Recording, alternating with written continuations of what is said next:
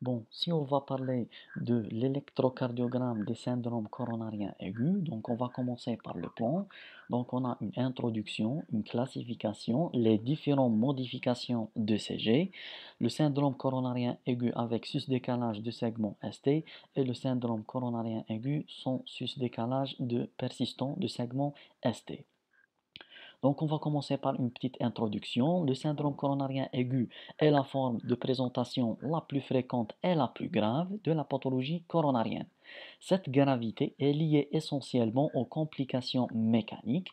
Donc, par exemple, on cite la rupture de la paroi libre de ventricule ou encore la rupture des piliers. Et encore, on a les complications de type rythmique. Donc, c'est surtout les complications de l'étage ventriculaire qui sont très graves. Donc, c'est la première cause de mortalité dans le monde, dont on a 7 millions de décès par an. L'électrocardiogramme fait une partie intégrante du diagnostic, d'où l'intérêt de savoir les différentes modifications de CG. Bon, on va passer à la classification. Donc d'abord, on a le syndrome coronarien aigu. Il faut savoir que le syndrome coronarien aigu, donc là, on a une plaque d'athérome donc qui va s'installer au niveau du vaisseau coronarien.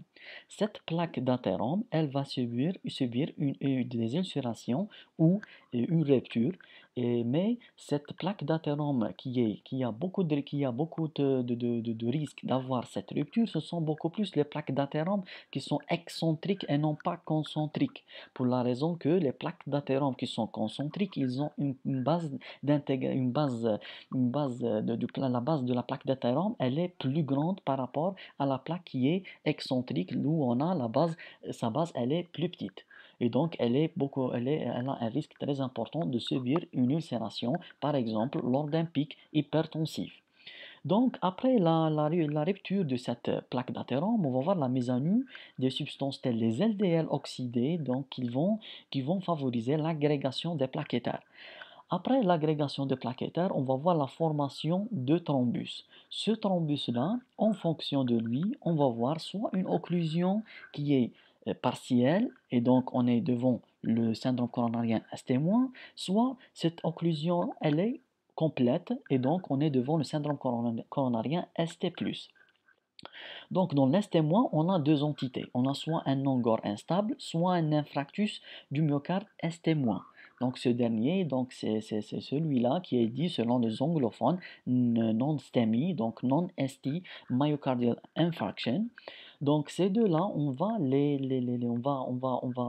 va différencier entre les deux par le dosage de la troponine. La troponine, c'est une protéine qui est nécessaire à l'activité des actines et de myosine, et donc elle va s'élever donc quand on a une nécrose myocardique.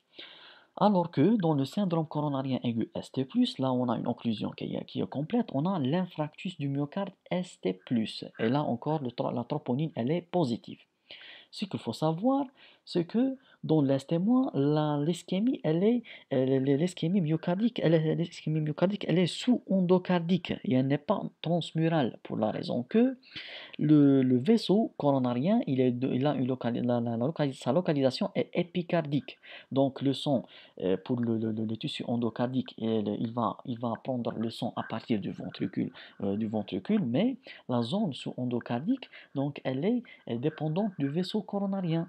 Et cette zone sous-endocardique, c'est la zone la plus éloignée et la plus éloignée du vaisseau coronarien. C'est pour cela que l'ischémie, elle est sous-endocardique. Alors que quand on a un syndrome coronarien ST+, là, l'occlusion, elle est complète et là, c'est évident que l'ischémie, elle est transmurale. Donc, maintenant, on va parler sur les modifications de CG. Donc, on va parler d'une façon générale, puis on va détailler chaque syndrome tout seul. Donc, on commence par le sous-décalage du segment ST. Pourquoi on va voir un sous-décalage du segment ST? Et donc, pour la raison, cette zone-là qui est colorée en bleu, donc elle va représenter la zone ischémique. donc c'est une zone qui va subir une ischémie. La zone qui va subir une ischémie, donc elle va provoquer une dépolarisation. Pourquoi? Parce que les cellules, quand ils sont quand ils vont subir l'ischémie, donc ils deviennent perméables. Et donc quand elles deviennent perméables, ils vont augmenter la perméabilité aux ions, donc ils vont provoquer des dépolarisations. Du sorte que même si le cœur il est en repos, cette zone-là, elle n'est plus en repos. Toujours, elle va produire des dépolarisations. Donc, on va voir un vecteur de dépolarisation qui va se diriger vers notre électrode. Et quand le vecteur de dépolarisation il va se diriger vers l'électrode, même en repos, on va voir une élévation de la ligne isoélectrique vers le haut.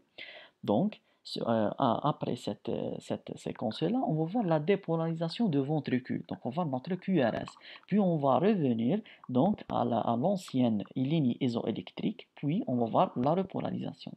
À la fin, on va observer qu'on a un sous-décalage de segment ST. Mais dans la vérité, il n'y a pas un sous-décalage du segment ST, mais c'est la ligne isoélectrique qui a subi une augmentation vers le haut. Bon, pour le sus-décalage du segment ST, donc pourquoi on va voir un sus-décalage du segment ST? Donc là, on a une zone d'ischémie qui est transmurale. Donc quand on a cette ischémie qui est transmurale, donc cette zone-là, elle va provoquer des dépolarisations, mais les dépolarisations, ils ont un vecteur qui va s'éloigner de notre électrode. Et quand le vecteur de dépolarisation, il va s'éloigner de l'électrode, on va voir un abaissement de la ligne isoélectrique. Par suite, on va voir la dépolarisation de tout le ventricule. Donc, on va voir notre QRS. Donc, on va voir notre QRS. Et puis, on va voir le segment ST qui va revenir à la ligne isoélectrique physiologique normale. Et à la fin, on va observer qu'on a un sus-décalage du segment ST. Et la même chose dans la vérité. Et dans la vérité, il n'y a pas un sus-décalage du segment ST, mais c'est la ligne isoélectrique qui est abaissée vers le bas. Donc, pour l'inversion de l'onde T, pourquoi on va voir une inversion de l'onde T? Donc, on a cette zone-là qui est une zone ischémique.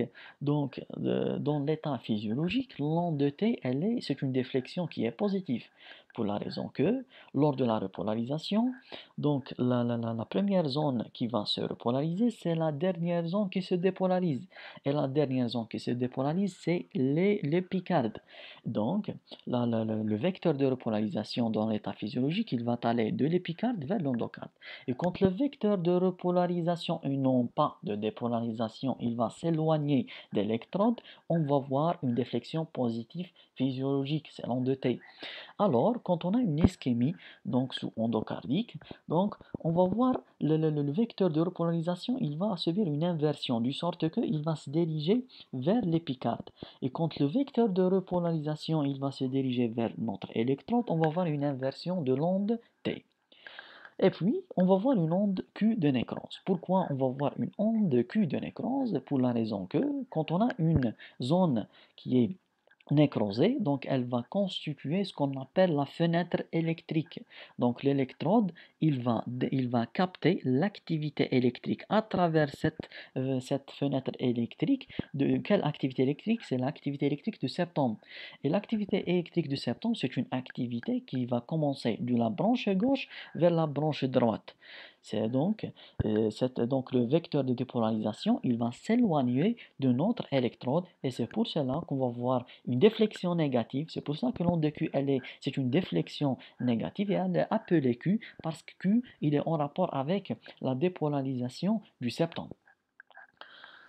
Bon, et puis, on va voir l'onde T ample et symétrique. D'abord, pourquoi on va voir une onde T qui est ample et qui est symétrique? Parce que quand on est en ischémie, donc le cœur, et donc la zone qui est en ischémie, elle a un déficit en oxygène et encore un manque du sang et même d'ATP. Et donc, la pompe Na+, K+, ATPase, elle va pas fonctionner. Et quand elle va pas fonctionner bien, elle va pas bien fonctionner, donc le sodium, il va rester à l'intérieur de la cellule. Et donc la cellule, elle devient fortement positive. Et quand elle est fortement positive, elle va provoquer la répulsion du potassium. Quand le potassium va sortir, donc on sait que l'onde de T, dans l'état physiologique, elle est en rapport avec le courant potassique.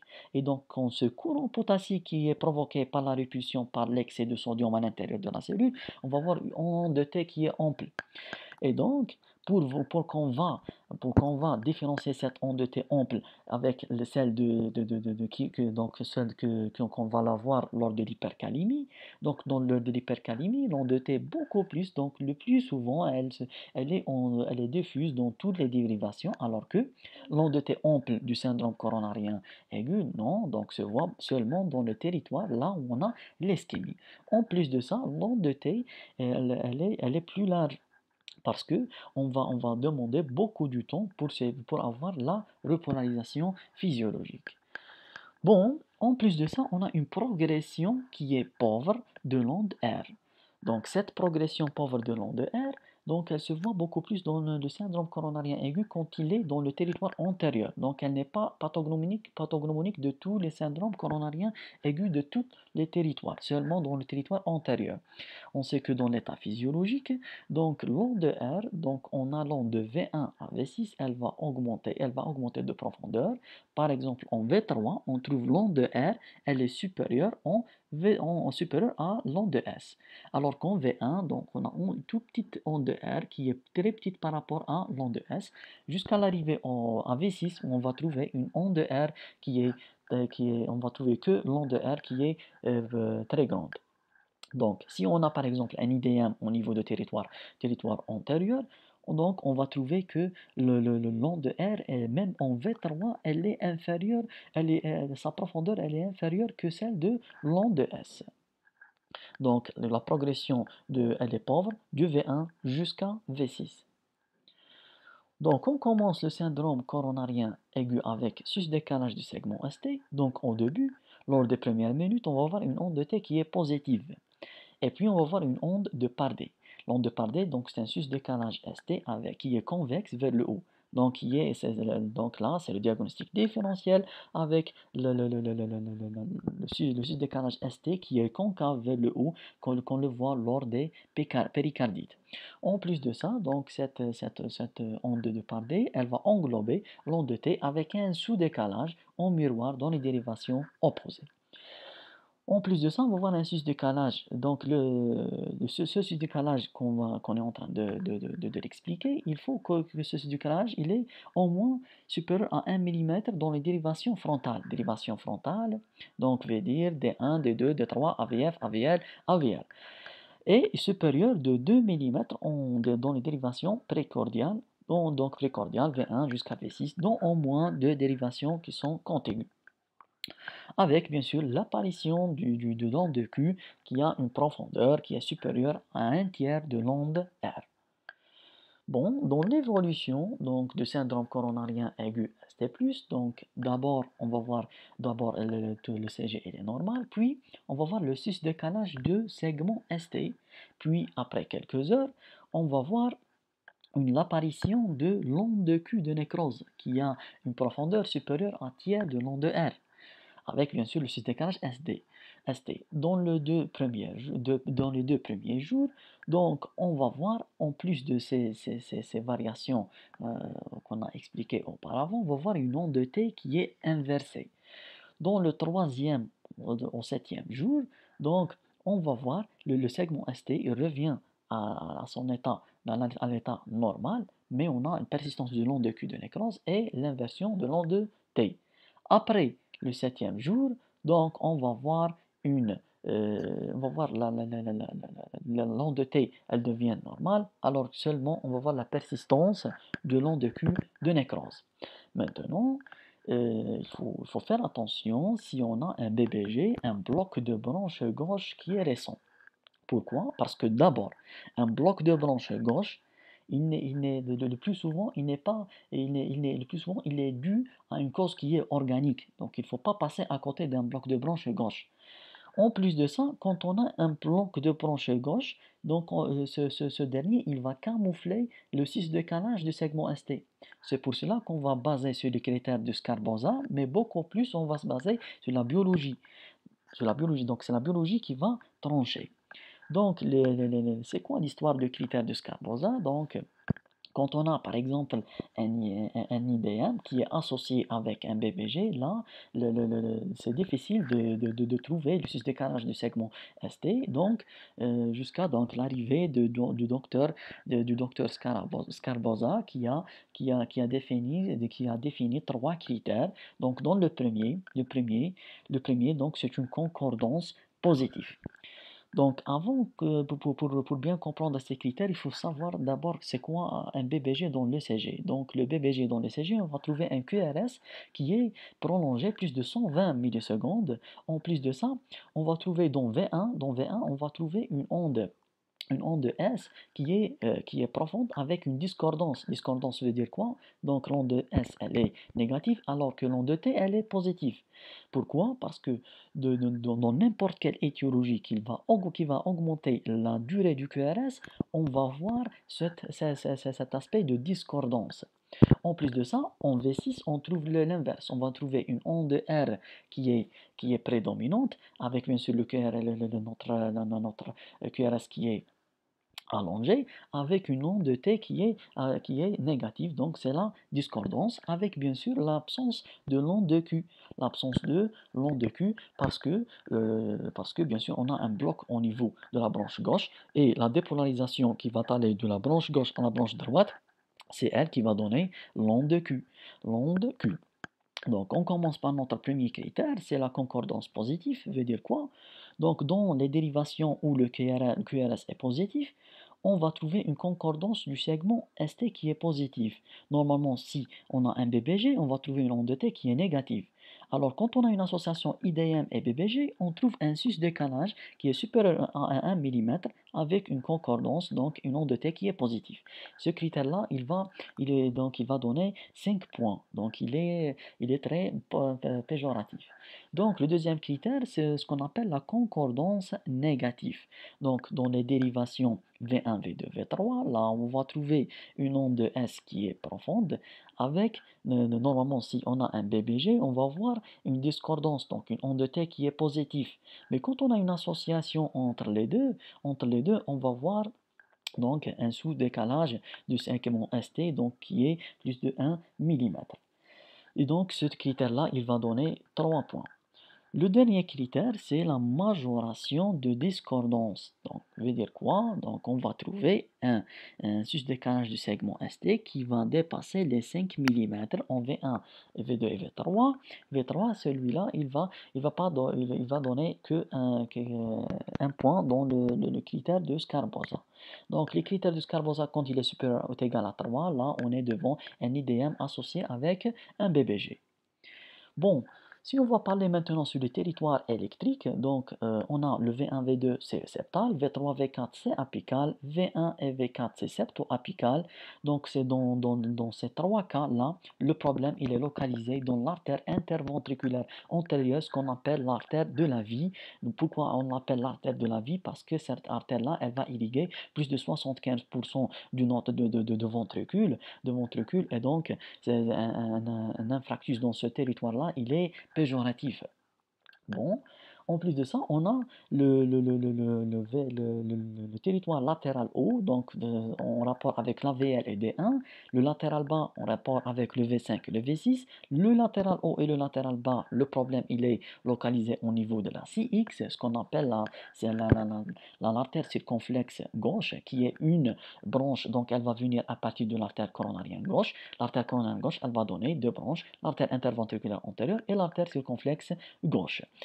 En plus de ça, on a bien sûr le territoire antérieur de V1 jusqu'à V6 et on a le territoire inférieur. Le territoire inférieur, donc on a D2 et D3 et AVF. Le territoire le territoire inférieur, donc il est en rapport donc, avec l'occlusion de l'artère coronarienne droite et donc cela se voit donc chez les sujets qui sont ce qu'on appelle les dominateurs droits. Alors si c'était un dominateur gauche, le problème il va pas être dans l'artère coronarienne droite, il va pas être du côté droit sur le plan vasculaire, il est dans le plan, il est dans l'artère circonflexe gauche. Donc, on a par exemple là, dans le premier ECG, donc on a un sus-décalage du segment ST qui se voit au niveau de dérivation V2, V3, V4, V5 et V6. Et V6 est bien sûr avec une onde Q de nécrose, une onde Q de nécrose, et bien sûr, parce que le sus-décalage il est dans cette dérivation-là, donc c'est un infarctus qui est antérieur. Dans le deuxième ECG, on a un sus-décalage qui se voit au niveau de la dérivation D1 et AVL, avec bien sûr une onde de Q de nécrose dans ces deux dérivations, avec une image en miroir dans la dérivation D3. Donc cela, il est en rapport avec un infarctus latéral haut. Bon, pour ce ECG, on a on a un sus-décalage qui se voit dans les dérivations D2 et D2 et D3, et bien sûr encore même au niveau des deux AVF, avec une image en miroir en D1 et en AVL qui va être en rapport avec un infarctus inférieur.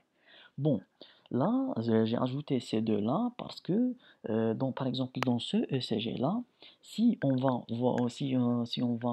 baser sur les dérivations, donc D1, D2, D3, de V1 jusqu'à V6, là, on va voir, il y a un sous-décalage qui est diffus. Un sous-décalage diffus dans D1, dans D2, dans D3, dans AVF, dans V3, dans le V6, dans V5 et dans V4. Donc, si on va oublier la dérivation, ce qu'on appelle dans le jargon des cardiologues,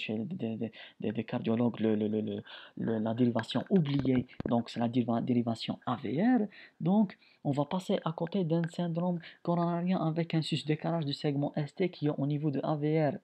Et celui-là, il va nous orienter vers un problème qui est au niveau du tronc commun. Il est au niveau du tronc commun de l'artère coronarienne gauche. Mais cette occlusion n'est pas totale, parce que si c'était total, on est devant un arrêt cardio-circulatoire. Bon, alors que en dernier cas, je vais parler sur le syndrome coronarien aigu quand il va toucher le territoire inférieur, mais il va toucher ce qu'on appelle le côté droit, va toucher le ventricule droit. Là, on va voir trois particularités, une électrique, une clinique et une qui est thérapeutique. Donc électrique, on va trouver une association avec une bradycardie sinusale. Pourquoi?